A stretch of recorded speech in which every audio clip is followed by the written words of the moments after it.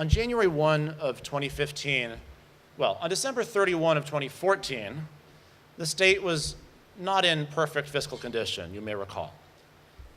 There had been a lot of very difficult choices made over the course of the previous 4 or 5 years that helped pay down a lot of bills. But even so, on New Year's Eve, 2014, there was still a lot of fiscal challenge. And then on January 1st, 2015, the tax rate dropped by 1/4 and revenues plunged.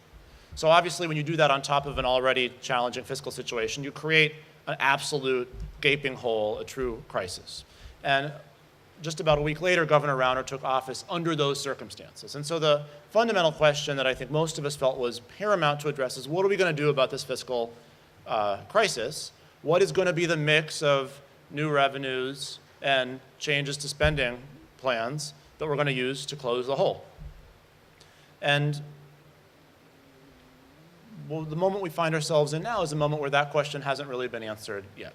So why might that be?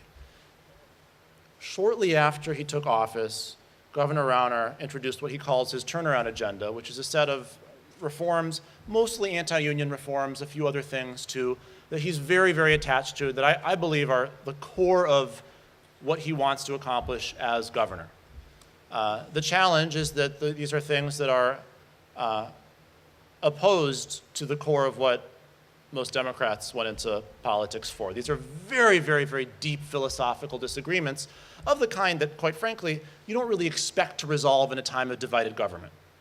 There are places like Wisconsin under Governor Rauner that have just gone and enacted these changes with big Republican majorities in the legislature and a conservative Republican governor.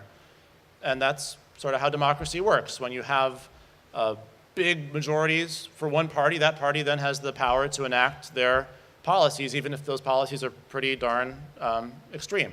We don't have that in Illinois. And so these changes that the governor wants are pretty much impossible to imagine happening in any state that has a Republican governor but a big Democratic supermajority in each house of the legislature. And Governor Rauner, understanding that difficulty, said, well, I got to find some way to get these things done. I know.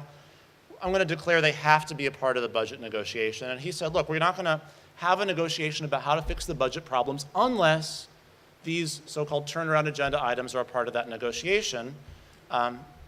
Different Democrats have responded in different ways, but for the most part, I think I can speak for the three of us when I say, you're the duly elected governor. We have an obligation to listen, to work with you, to try to find compromise where possible, but we're not going to make fundamental ideological concessions just for the pleasure of having a balanced budget. After all, everybody's supposed to want a balanced budget, so you don't get to make major demands in exchange for that.